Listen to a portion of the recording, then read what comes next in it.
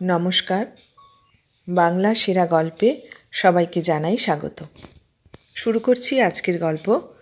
আজ পড়ে শোনাব নরেন্দ্রনাথ মিত্রের লেখা গল্প একটি প্রেমের গল্প। তাহলে শুরু করি। গল্প একটি প্রেমের গল্প। জানলা দিয়ে মুখ বাড়িয়ে প্রভাতবাবু বললেন, লিখছেন? তবে থাক, এখন আর ডিস্টার্ব করব না। আমি কাগজ কলম সরিয়ে রেখে আমার শ্রদ্ধেয় প্রবীণ বন্ধুকে স্বাগত জানিয়ে বললাম, আসুন আসুন, ভিতরে আসুন।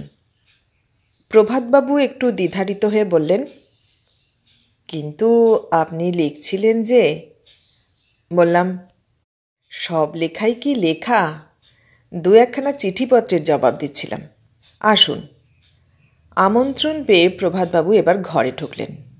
সোফায় বসে হাতের ছাতাটিকে মেঝের ওপর শুইয়ে দিলেন। যাওয়ার সময় পাছে নিতে ভুল হয়ে যায়, সেই জন্যেই বোধহয় প্রিয় বস্তুটিকে চোখের আড়াল করতে চান না। তিনি আসবার সঙ্গে সঙ্গে আমি উচ্চাসন থেকে নেমে তাঁর সামনে নিচু সোফাটিতে বসলাম। তিনি আমার দিকে তাকিয়ে হেসে বললেন, খুব চিঠিপত্র লেখেন বুঝি? এক সময় আমারও চিঠি লেখার নেশা ছিল। রাত জেগে জেগে বন্ধুদের চিঠি লিখতাম। এদিক থেকে আমাকে এ ম্যান অফ লেটার্স বলতে পারেন। আমি তার নিজের দেওয়া খেতাবটি স্মিতমুখে স্বীকার করে নিয়ে বললাম, চা চলবে? চায়ের কথায় প্রভাতবাবু প্রসন্ন হয়ে বললেন, তা চলতে পারে, কিন্তু এই দুপুরবেলায় চা চেয়ে আপনার আশ্রম পীড়া ঘটাবো না তো? গার্হস্থ্যাশ্রম। নিজে তো আর গৃহী নই, তাই ভয়ে ভয়ে চলি, পাছে অপরের গৃহিণীর শান্তি ভঙ্গ করি। আমি অন্দরমহলের দিকে এগিয়ে গিয়ে 2 কাপ চায়ের ফরমাশ করে আবার নিজের জায়গায় এসে বসলাম। প্রভাতবাবুর নামেই প্রভাত। তাঁর বেড়াবার আর গল্প করবার সময় দিন দুপুর আর রাত দুপুর। বয়স 74 হয়েছে। শরীর শীর্ণ হয়ে গেছে, কিন্তু মনকে জীর্ণ হতে দেননি। বাসে ট্রামে স্বচ্ছন্দে চলাফেরা করেন। খুব সামাজিক মানুষ। পছন্দ মতো সভা সমিতিতে গিয়ে হাজির হন। পুরনো বন্ধু বান্ধবদের খোঁজ খবর নেন, আবার নতুন বন্ধু আহরণেরও বিরাম নেই। ছেলের বয়সী, নাতির বয়সী সকলেরই তিনি সমবয়সী। ওর নিজের অবশ্য ছেলেও নেই, নাতিও নেই। প্রভাতবাবু অকৃতদার। একটু এ কথা সে কথার পর আমি বললাম, ভালো কথা প্রভাতবাবু, পরশু রাত্রে তো আপনি এলেন না। আমার 2-1 বন্ধুকে বলে রেখেছিলাম, তারা এসেছিল আপনার সঙ্গে আলাপ করবার জন্যে। আমরা অনেকক্ষণ অপেক্ষা করেছিলাম। প্রভাতবাবু একটু জিভ কেটে লজ্জিতভাবে বললেন, ভুলে গিয়েছিলাম কল্যাণবাবু, একেবারেই ভুলে গিয়েছিলাম। পরশু রাত্রে আমি ছিলাম আলিপুরে আমার এক বন্ধুর বাড়িতে। সেখানে এক অ্যানিভার্সারি আমরা উদযাপন করলাম। বললাম, আপনার বন্ধুর বার্থ অ্যানিভার্সারি বুঝি? প্রভাতবাবু মাথা নেড়ে বললেন, না মশাই, ওসব কিছু নয়। জন্মদিন সে কোনো দিন পালন করে না। এর আগে পূজা পার্বণ কোনো অনুষ্ঠানই তাকে পালন করতে দেখিনি, না সামাজিকভাবে না ব্যক্তিগতভাবে। সন্ধ্যা নিক জপ তপ আসন টাসন কিচ্ছু না। বরং আমি তাকে মাঝে মাঝে বলেছি, Shailen, even the devil has his rituals. তুই কি ডেভিলেরও বাড়া হলি? তারপর কিছুকাল ধরে দেখছি একটি অনুষ্ঠান পরম নিষ্ঠার সঙ্গে সে পালন করে। বছরে একটি মাত্র দিন। সেই অনুষ্ঠানে একটি মাত্র ব্যক্তিকে সে নিমন্ত্রণ করে। বললাম, সেই ব্যক্তিটি কি আপনি? প্রভাতবাবু স্মিত মুখে সে কথা স্বীকার করলেন। চা এসে গেল। প্রভাতবাবু চায়ের কাপে ঠোঁট ছুঁয়েই পকেট থেকে প্যাকেট বার করে একটি সিগারেট ধরালেন। সস্তা সিগারেটই খান প্রভাতবাবু। আমি খাই না জেনেও সকৌতুকে একটি অফার করে বললেন, চলবে নাকি? আমার মাথা নাড়া দেখে হেসে বললেন, বেশ আছেন। আমি যে কবে সিগারেট খেতে শুরু করেছি মনেই নেই। বোধহয় স্তন্যপান ছেড়ে দিয়েই ধূমপান ধরেছি। আমি বললাম, কিসের অনুষ্ঠানের কথা বলছিলেন? প্রভাতবাবু বললেন, দাঁড়ান মশাই দাঁড়ান, গল্প না লিখলেও লেখার রীতিনীতি তো অল্প স্বল্প জানি। বিয়ে না করলেও বরযাত্রী যেমন 1000 বার গিয়েছি। সাসপেন্স নষ্ট করবার মতো আহাম্মক বলে কি আমাকে মনে হয়? কথার মাথা যদি আগেই ভেঙে দিই, আপনি আমার গল্পে কান পাতবেন কেন? গল্প অবশ্য আমার নয়, আমার সেই বন্ধুর। আপনাকে কিছু বলতে ভয় হয়, আপনার পেটে তো থাকে না কিছু। গোপনে যা কিছু বলি, সংগোপনে তা 10 জনের কানে তুলে দিয়ে তবে আপনার নিবৃত্তি। কিন্তু এ গল্প লিখে আপনার সুবিধে হবে না কল্যাণবাবু। এ গল্পের আপনি শ্রোতা পাবেন না। বড্ড পুরনো আমলের গল্প। শুধু পুরনো দিন নয়, পুরনো পরিবেশ নয়, ওল্ড ভ্যালুজেরও গল্প। পুরনো দিন, কিন্তু আমাদের কাছে তা নতুনই ছিল। আমাদের তখন যৌবনকাল। কতকাল আগে? ধরুন প্রায় আধখানা শতাব্দী। তবু মাঝে মাঝে মনে হয় যেন সেদিনের কথা, মাঝে মাঝে। আবার অন্য সময় মনে হয় কত সুদূর সেই দিনগুলি, ডিপ পাস্ট। নিজের অতীতকে মনে হয় যেন ঐতিহাসিক কি প্রাগৈতিহাসিক আমল। সেই আমলে পশ্চিম সীমান্তের এক শহরে কলকাতা থেকে বদলি হলাম। আমি ঘরকুনো নই, তবু যেতে মন সরছিল না। কলকাতার প্রচুর বন্ধুবান্ধব। অফিসের সময়টুকু ছাড়া আড্ডা দিয়ে দিন কাটে, রাত ভোর হয়। সে আড্ডায় সাহিত্য আছে, সঙ্গীত আছে, থিয়েটার আছে। কিন্তু যেখানে যাচ্ছি সেখানে চাকরি ছাড়া আর কি থাকবে? সে চাকরিও আবার কি ধরনের শুনুন। সেনাবাহিনীর খাই খরচা, পোশাক আশাকে কত লক্ষ লক্ষ টাকা ব্যয় হয় বসে বসে তার করাক্রান্তি মেলানো। আমার যা জীবন, তাতে ওই হিসেবের কাজে আমার মন ছিল না। তবু চাকরি হলো চাকরি। স্বামীকে ভালো না বাসলেও সতী নারীর তার ঘর করা ছাড়া উপায় কি? সেই শহরে আমি একটা মাঝারি ধরনের মেসে গিয়ে আস্তানা গাড়লাম। যতটা নির্বান্ধব নিজেকে ভেবেছিলাম দেখলাম তা হয়নি। আমার মেসের ঘরে ছোটোখাটো একটি বেশ আড্ডা জমে উঠেছে। গান, গল্প, হাসি, ঠাট্টা, তাসা, পাশা সবই চলে। যাদের অন্য রকমের নেশা আছে তারাও তার ব্যবস্থা করে নেয়। সেই আড্ডায় আমাদের শৈলেন সেনও আসতে শুরু করল। শৈলেন আমার কলিগ, শুধু একই সেকশনে আমরা কাজ করি। শৈলেন আমার মতো নয়, মন দিয়ে কাজকর্ম করে, বেশ গুণবান ছেলে। কিন্তু গুণের চেয়েও বেশি চোখে পড়ে ওর রূপ। আমার বন্ধু হলে কি হবে, আমার মতো কালো কুৎসিত নয়। মাথায় আমার চেয়ে ইঞ্চিখানিক কি ইঞ্চি দেড়েক খাটো। আমি তো প্রায় 6 ফুট, শৈলেন অত লম্বা নয়। কিন্তু তার কোনো দিকে কোনো ঘাটতি নেই। টুকটুকে রং, টানা নাক চোখ, মাথা ভর্তি কালো কুচকুচে চুল, সুন্দর গড়ন। শৈলেন অবশ্য স্পোর্টম্যান কি জিমন্যাস্ট ছিল না, তবু ওর রূপ মেয়েলি রূপ নয়, পুরুষেরই রূপ। সেই পৌরুষ ওর গাম্ভীর্যে, ধৈর্যে, স্থিরতায় ফুটে উঠত। যতদূর মনে হয় আমাদের প্রথম বন্ধুত্ব অসবর্ণ বন্ধুত্ব। ওর ব্যক্তিত্বের মধ্যে এমন কিছু আছে যা আমার মধ্যে নেই। আবার আমার মধ্যেও হয়তো এমন কিছু ছিল যার অভাব ও নিজে মনে মনে অনুভব করত। আমাদের প্রথম আকর্ষণ সেই বিসদৃশতার আকর্ষণ। শৈলেন আমাদের আড্ডায় চুপ করে বসে থাকত। কখনো আমার র্যাক থেকে একটা বই তুলে নিয়ে পড়ত, কখনো বা শুধু তাকি তাকি দেখত আর 5 জনের কাণ্ড কারখানা। লাজুক মুখচোরা স্বভাব ছিল খুব। এখন আর অবশ্য তেমন নেই। সবাই চলে গেলে যদি সময় থাকতো, শৈলেন আমার কাছে এসে বসত। তখন সমবয়সী সমরুচি 2 যুবক বন্ধুর মধ্যে যেসব কথা হয় আমাদের তাই হতো। সেদিন শৈলেন নির্জন স্থান কাল বেছে আমাকে বলল, তোমার সঙ্গে একটা কথা আছে। বেশ তো, বলো। প্রস্তাবনাটুকু করে শৈলেন চুপ করে রইল।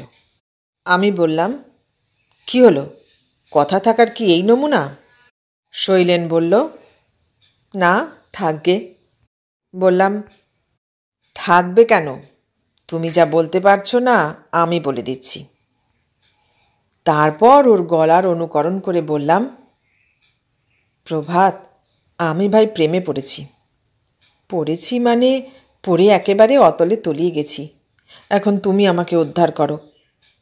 শৈলেন বলল, কি করে বুঝলে? ও কথা আমারই কথা। বুঝতে কি আর বাকি থাকে? তোমাদের বাড়িতে গিয়েই সেদিন আমি টের পেয়েছি। শৈলেন চুপ করে রইল। সেই শহরে আমি মেসের বাসিন্দা ছিলাম, শৈলেন তা ছিল না। সেখানে ওর বাবা বিরাট এক সরকারি কোয়ার্টারে বাস করতেন। বাবা, মা, ভাই বন্টন নিয়ে এক বৃহৎ পরিবার। শৈলেন অফিস ছুটির পর আমাকে মাঝে মাঝে ওদের বাড়িতে নিয়ে যেত। ওর মা আমাকে ছেলের মতো যত্ন করতেন, নিজের হাতে খাবার তৈরি করে খেতে দিতেন। ওর ভাই বোনগুলিও আমাকে খুব ভালোবাসত। আপনাকে বলতে বাধা নেই, সেকালের আরও কয়েকটি প্রবাসী বাঙালি বাড়ির দরজা আমার কাছে সহজেই খুলে গিয়েছিল।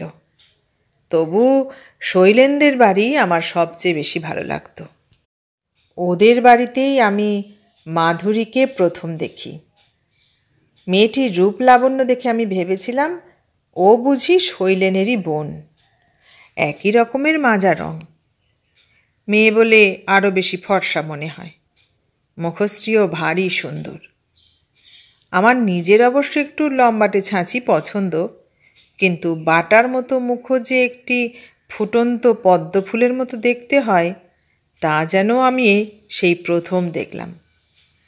মাথায় এক রাশ চুল, যেমন ঘন তেমনি কালো আর লম্বা। অমন রেশমের মতো সুন্দর চুল আমি আর দেখিনি। মাধুরী যে শৈলেনের বোন না, শৈলেনের মাকে মাসিমা মাসিমা বলে ডাকলেও ও যে কোনো মাসির মেয়ে নয়, খানিক বাদেই আমি তা বুঝতে পেরেছিলাম। মাধুরীরা জাতে বামন, পদবীতে মুখুজ্জে। শৈলেনরা যে মহল্লায় যে রাস্তায় থাকে, মাধুরীদের বাড়িও সেইখানে, কয়েক গজের মাত্র ব্যবধান। দুই পরিবারের মধ্যে খুব ঘনিষ্ঠতা, যাওয়া আসা, খাওয়া দাওয়া সব চলে। এ বাড়ির মা ও বাড়ির ছেলে মেয়েদের মাসিমা, ও বাড়ির মা এ বাড়ির ছেলে মেয়েদের মাসিমণি। শৈলেন বলল, তুমি কি করে বুঝলে? আমি বললাম, বুঝলাম তোমাদের লুকিয়ে লুকিয়ে তাকাবার ভঙ্গি দেখে, তোমার টেবিলের ওপর মাধুরীর নাম লেখা বইগুলি দেখে, তার গানের খাতায় তোমার নিজের হাতের নাম লেখা দেখে। শৈলেন ধরা পড়ে গিয়ে হেসে ফেলল। বলল, ওইটুকু সময়ের মধ্যে তুমি এত দেখে ফেললে? প্রভু, তোমার গোয়েন্দা বিভাগে কাজ নেওয়া উচিত ছিল। শৈলেন আদর করে আমাকে প্রভু বলে ডাকত, কখনো বা বলতো গুরুদেব। আমি ছিলাম ওর ফ্রেন্ড, ফিলোজফার অ্যান্ড গাইড। ধরা পড়ে গিয়ে শৈলেন সব কথাই আমাকে বলল। ও তো বলবার জন্য এসেছিল ওদের সেই কৈশোরের ভালোবাসার কথা, সবাইকে লুকিয়ে লুকিয়ে মেলামেশার কথা, প্রথম তারুণ্যের ভরা যৌবনের একমাত্র নেশার কথা শৈলেন আমাকে সবই খুলে বলল। এক সময় ছিল যখন ওরা লুকোতেই ভালোবাসত, বাড়ির লোকজনের কাছ থেকে লুকোতো, নিজেদের কাছ থেকেও লুকোতো। কিন্তু এখন আর সেই দিন নেই। এখন ওরা চায় ওদের ভালোবাসাকে দুই বাড়ির বাসিন্দারাই স্বীকার করে নিক। যে মাধুরী ওদের বাড়িতে মেয়ের মতোই আদর যত্ন পায়, সে এবার বউ হয়ে ঘর আলো করে তুলুক। যে শৈলেন মাধুরীদের বাড়িতে সৎ আদর্শবান ছেলের সম্মান পেয়ে থাকে, সে আরও একটু মধুর পদগৌরব লাভ করুক, জামাতৃপদ। আমি বললাম, বাধা কিসের? শৈলেন বলল, বাধা জাতের। আমি বললাম, ধুত্তরি তোর জাত, এক কাজ করো না, মাধুরীর বাবা যদি স্বেচ্ছায় সম্প্রদান না করেন, তুমি সুভদ্রা হরণ করো, আমি তোমাদের রথ চালিয়ে নেব। সর্বধর্ম পরিত্যাজ্য মামেকং শরণং ব্রজ। শৈলেন বলল, না ভাই, তা হবার নয়। কেন, মাধুরী কি ভয় পায়? শৈলেন বলল, ভয় আছে, দ্বিধা আছে, তাছাড়া ওর ওই গোঁড়া বদরাগী বাপকে বড় বেশি ভালোবাসে। বাপের অমতে কিছু করবার কথা মাধুরী ভাবতেই পারে না। বললাম, তাহলে চলো, ওই ইঞ্জিনিয়ার ভদ্রলোককে আমরা বুঝিয়ে সুঝিয়ে রাজি করবই। আমি তোমার উকিল হতে রাজি আছি। শৈলেন বলল, ওরে বাবা, তাহলে সঙ্গে সঙ্গে ওদের বাড়ির দরজা আমাদের সামনে বন্ধ হয়ে যাবে। আমার বাবাও কি সেই অপমান সহ্য করবেন? একটি জানলাও ওদের দিকে খোলা রাখবেন না। ব্যাপারটা জানে সবাই, বোঝেও সবাই, কিন্তু কেউ মুখ ফুটে উচ্চারণ করে না। তাহলে এতদিনের পুরনো বন্ধুত্ব নষ্ট হয়ে যাবে। বললাম, তোমার বাবা মার কি মত? শৈলেন বলল, তাঁদেরও মত নেই। এই ভালোবাসার বিয়েতে তাদের বড় ভয়। তাদের ধারণা, এই গন্ধর্ব বিয়ের পর আমরা আলাদা কোথাও গিয়ে বাসা বাঁধব, বাপ মা ভাই বোনদের দেখব না। শৈলেন নিজে তো ভীতুই, আমিও যে ওর জন্যে কিছু বীরত্ব দেখাবো তাও হতে দিল না। ওর ভয় তাতে সব নষ্ট হয়ে যাবে, যেটুকু পাচ্ছে তাও হারাবে। আর কিছু না হোক, দিনান্তে দুজনের দেখা তো হচ্ছে, একজন আর একজনের গলা তো শুনতে পাচ্ছে, লুকিয়ে লুকিয়ে অল্প অল্প আদর আহ্লাদটুকু তো চলছে, সেইটুকু আর থাকবে না। আমি হেসে বললাম, শৈলেন, তুমি তাহলে ওই গল্প নিয়েই থাকো, বড় কোনো আশা আর করো না। তারপর দুই বাড়িতেই গোপনে গোপনে কিছুদিন ঘটক যাতায়াত করতে শুরু করলো। মাধুরীরও সম্বন্ধ দেখা চলতে লাগলো। শৈলেনের ইচ্ছার বিরুদ্ধে পাত্রীর খোঁজ খবর নেওয়া চলল। পণ যৌতুক সহ শালঙ্কারা কন্যা অনেকেই ওকে সম্প্রদান করতে রাজি ছিলেন, কিন্তু শৈলেন গড় রাজি। ফলে ঘটকরাই শুধু আনাগোনা করে, একটি প্রজাপতিও কোনো বাড়িতে উড়ে বসে না। তারপর আমি সিমলায় বদলি হলাম। চলে আসার দিনে মাধুরী ওদের বাগান থেকে বড় একটি রক্ত গোলাপের তোড়া আমাকে প্রেজেন্ট করেছিল, আর পেয়েছিলাম দুটি অমূল্য মুক্তা বিন্দু। ওর সেই কালো আয়ত সিক্ত দুটি চোখের দিকে তাকিয়ে আমি বলেছিলাম, মাধু, অমন করছো কেন? মাধুরী বলেছিল, প্রভাতদা, আমাদের তো আর কোনো বন্ধু নেই, আমাদের ভুলে যেও না। আমি আমার বন্ধুর প্রভু প্রতিভ, তার চেয়ে বেশি কিছু নই। আমি সবসময় অক্সিলারি ভার্ব, কখনো মূল ক্রিয়াপদ হইনি, কি হতে পারিনি, কিন্তু তা সত্ত্বেও মনে হয় না কিছু কম পেয়েছি। শৈলেনকে বললে কি হবে? আমিও তো অল্প নিয়েই আছি, আমিও তো অল্প অল্প খুদ কুঁড়ো দিয়েই জীবনভর ভিক্ষের থলি ভরে তুলেছি। প্রভাতবাবু ঘড়ির দিকে তাকালেন, তারপর বললেন, ওরে বাবা, এবার সংক্ষেপে সারি, নইলে আপনি গিন্নির তাড়া খাবেন, আমার এক কাপ চায়ের বরাদ্দ বন্ধ হয়ে যাবে। আমি সিমলায় বদলি হবার কিছুদিন বাদে শৈলেন গেল পাটনায়। সরকার ভাগ্য নিয়ন্তা, আমাদের দুই বন্ধুকে মাঝে মাঝে অনেক দূরে দূরে ঠেলে দেন।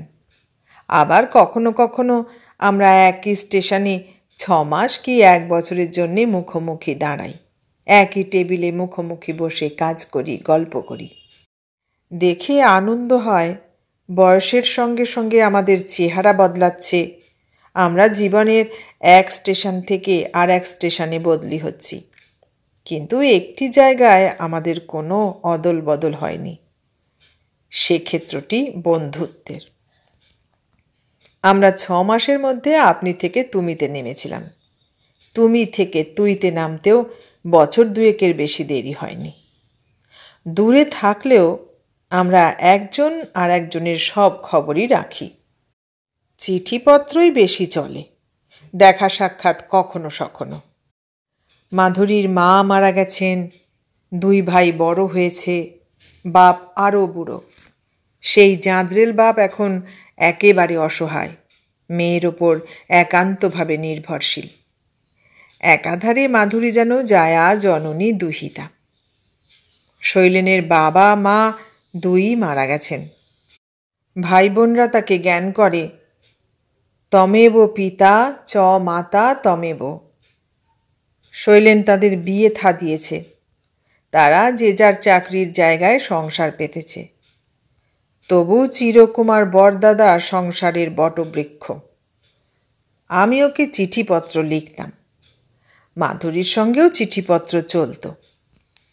তারপর আমি আর শৈলেন প্রায় একই সঙ্গে রিটায়ার করি।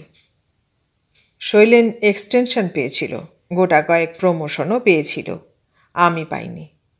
তার বদলে আমি সারা ভারত টোটো করে ঘুরেছি, শখের রঙ্গমঞ্চে উঠে গালে রং মেখে মাথায় পরচুলা লাগিয়ে বুড়ো বয়সেও হিরো সেজেছি।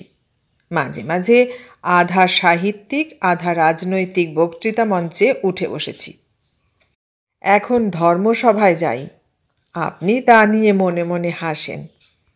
এখন আমার আর শৈলেনের দেখা হয় ডালহৌসিতে পেনশনের টাকাটি আনতে গিয়ে। শৈলেন আর আমি দুজনেই রিটায়ার করার পর থেকে কলকাতায় আছি, ও দক্ষিণে আমি উত্তরে। ঘন ঘন দেখা সাক্ষাৎ আর হয় না, আর চিঠিপত্র লেখালেখিও বন্ধ। শৈলেন একবার লিখেছিল, তোর হাতের লেখা একেবারে অপাঠ্য হয়ে গেছে, একটুও বুঝতে পারিনি। তারপর থেকে আমি ওকে রাগ করে চিঠি লেখা ছেড়ে দিয়েছি, এখন শুধু ফোনে কথা বলি। শৈলেন আলিপুরে সুন্দর একটি দোতলা বাড়ি করেছে। আগে ভাইপো ভাইজিরা থাকতো, এখন নাতি নাতনিরা। কেউ স্কুলে পড়ে, কেউ কলেজে। আমাকে বাড়িঘর কিছু করতে হয়নি, পৈতৃক বাড়ি আছে। দাদার সঙ্গে আমি তার অংশীদার, কিন্তু নামেই। মনে মনে আমি অনিকেত জানেনি তো, বাড়িতে কতটুকু সময়ই বা থাকি। আজ থেকে বছর 12 আগের কথা। পেনশনের টাকাটা গুনে নিচ্ছি, কে যেন পিছন থেকে খপ করে আমার হাতখানা ধরে ফেলল। এই পরমার্থবাদী, অর্থের ওপর অত লোভ কেন রে? চেয়ে দেখি শৈলেন। হেসে বললাম, বুড়ো বয়সে কামিনী ছাড়া যায়, কিন্তু কাঞ্চন ছাড়া যায় না। ফলমূল কিনতেও পয়সা লাগে। শৈলেন আমাকে নিয়ে গেল এক চায়ের দোকানে, বলল, তোর সঙ্গে কথা আছে। একটা নিরিবিলি টেবিল বেছে নিয়ে দুজনে মুখোমুখি বসলাম। জড়া কারো ধরেছে চুলের মুঠি, ঘুষি মেরেছে কারো বা দাঁতের গোড়ায়। শৈলেনের মাথা একেবারে সাফ, আমার 2 পাটি দাঁত বাঁধানো। শৈলেন বেশি কথা না বলে বুক পকেট থেকে একখানা খামের চিঠি বের করে আমাকে দেখালো। বলল, পড়ে দেখ। খুবই চেনা হাতের লেখা, এখনও অকল্পিত মুক্তার অক্ষর। বললাম, এ তো তোর চিঠি। শৈলেন ধমক দিয়ে বলল, আহা পড়ি না, আমার চিঠি যেন তুই কোনোদিন পড়িসনি। খামের ভিতর থেকে চিঠিখানা বের করে পড়লাম। কাগজখানা পুরো মাপের, কিন্তু চিঠিতে 2টি মাত্র লাইন। তোমার সঙ্গে বিশেষ কথা আছে, অবশ্য এসো, ইতি তোমার মাধুরী। হেসে বললাম, আমি আমার কথাটা অ্যামেন্ড করে নিচ্ছি। দেখছি বুড়ো বয়সেও কাউকে কামিনীতেও ছাড়ে না। কোথায় আছে সে? শৈলেন বলল, ব্যারাকপুরে ভাইদের কাছে। বাবা মারা যাবার পর মাধুরীরা যে লখনৌর বাসা তুলে দিয়ে কলকাতার দিকে চলে এসেছে তা জানতাম, কিন্তু ঠিক কোথায় আছে তা জানতাম না। শৈলেন বলল, ভাইরা চাকরি বাকরি করে, মাধুরীও স্কুলে মাস্টারি নিয়েছিল। শরীর ভেঙে পড়ায় বাধ্য হয়ে ছেড়ে দিয়েছে। শুনেছি ওর বাবা বেশি কিছু রেখে যেতে পারেননি, 1,030 টাকা জোর করে মেয়েকে গছিয়ে দিয়ে গেছেন। ছেলেরাও কিছু কিছু পেয়েছে।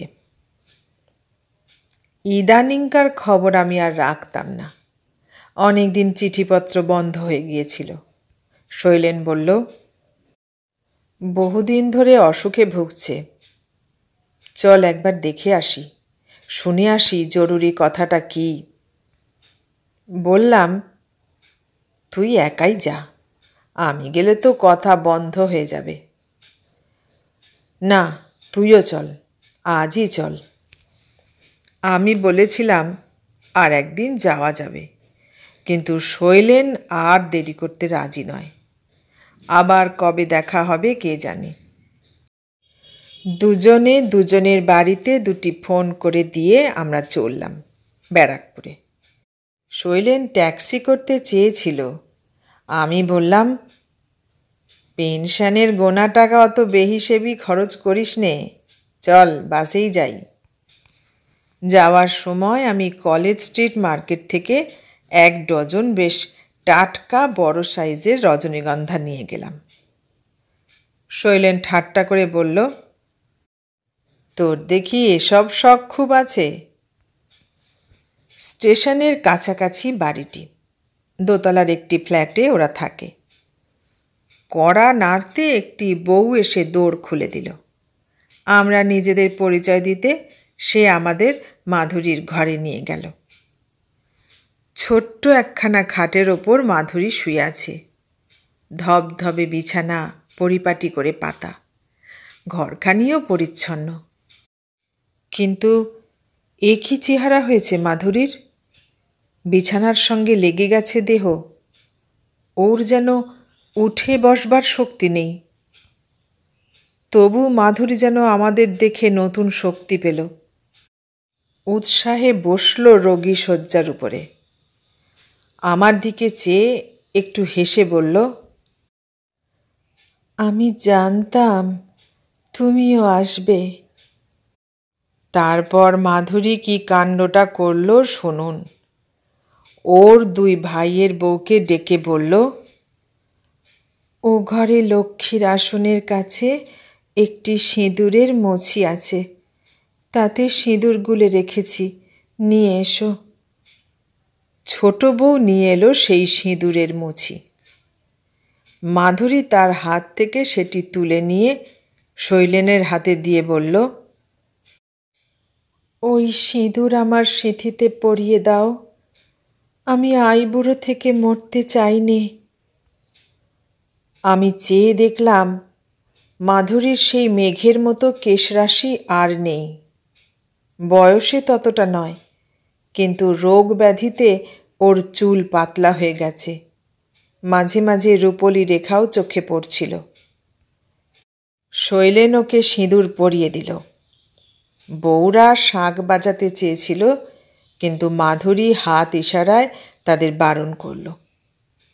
আমি বললাম, মাধু, তুমি পাকা চুলে সিঁদুর পরবে বলে এতদিন বসেছিলে? প্রতিপদের চাঁদের মতো মাধুরীর মুখে এক চিলতে হাসি রেখা। মাধুরী বলল, ঠিক আছে শৈলেনদা, এবার তুমি বাকি মন্ত্রটুকু পড়িয়ে দাও। আমি কি বামনে যে মন্ত্র পড়াবো? তাছাড়া আমি নিজেই মন্ত্রমুগ্ধ।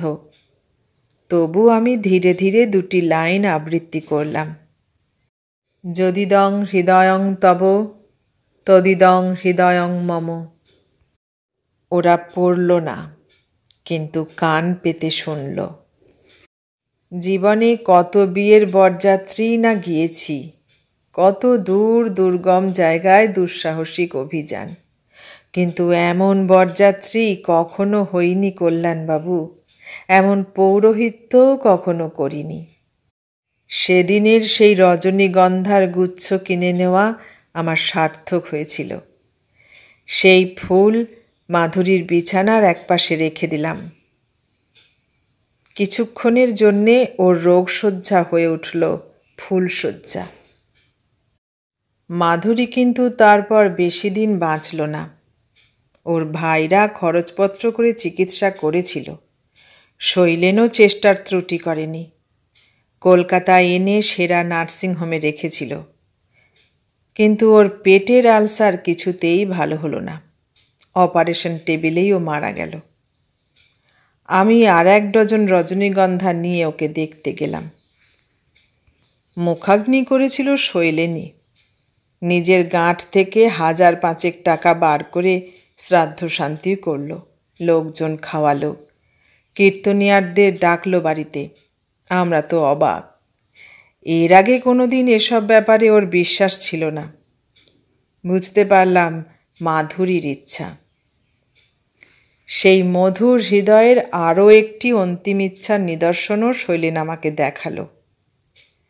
আগে যেমন প্রেমপত্র বুক পকেটে নিয়ে ঘুরত, তেমনি আরও একখানি মোটা এনভেলপ ওর পকেটে ঘুরছিল। মাধুরী বলে গিয়েছিল, আমি মরার আগে চিঠি খুলবে না। খোলার পর দেখা গেল চিঠি নয়, একটি সবুজ রঙের খামে 30,000 টাকার চেক মাধুরী শৈলেনকে লিখে দিয়ে গেছে। শৈলেন বলল, আমি এ টাকা নেব কেন? আমি বললাম, নিয়ে নাও। বিয়ে করেছ, যৌতুক তো কিছু পাওনি, পণের টাকাটা ছাড়বে কেন? শৈলেন মাধুরীর ভাইদের কিছু দিল, আর বাকিটা দিল হাসপাতালে, মাধুরীর নামে একটি বেড খোলার জন্যে। দুস্থ নারীদের সেখানে চিকিৎসা হয়। তারপর থেকে বছরে একটি দিন মৃত্যুতিথি পালন করে শৈলেন। সেই অনুষ্ঠানে আমিই একমাত্র অতিথি। ঘরের দেয়ালে মাধুরীর মাঝারি সাইজের একখানি ফটো টাঙানো। তার একালের ফটো নয়, সেকালের ফটো, তার সেই প্রথম তারুণ্যের। সেই উদ্ভিন্ন যৌবনার ছবি সামনে নিয়ে আমরা 2 বুড়ো 2খানি চেয়ার পেতে মুখোমুখি বসি, চা খাই, গল্প করি। কখনো বা সব কথা বন্ধ করে শুধু চুপ করে বসে থাকি। শৈলেন মৃত্যুর হাত থেকে একটি প্রেমকে রক্ষা করছে, আর আমি জরার হাত থেকে একটি বন্ধুত্বকে বাঁচিয়ে চলেছি। প্রভাতবাবু উঠে দাঁড়ালেন। ছাতাটি সামনে থাকা সত্ত্বেও আজ তিনি ভুলে ফেলে যাচ্ছিলেন। আমি সেটি তার হাতে তুলে দিলাম। তিনি মৃদু হেসে বললেন, থ্যাঙ্কস।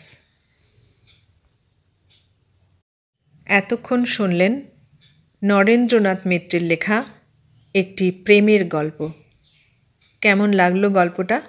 ভালো লাগলে লাইক, কমেন্ট, শেয়ার করবেন, আর নতুন বন্ধু হলে সাবস্ক্রাইব করার অনুরোধ রইল।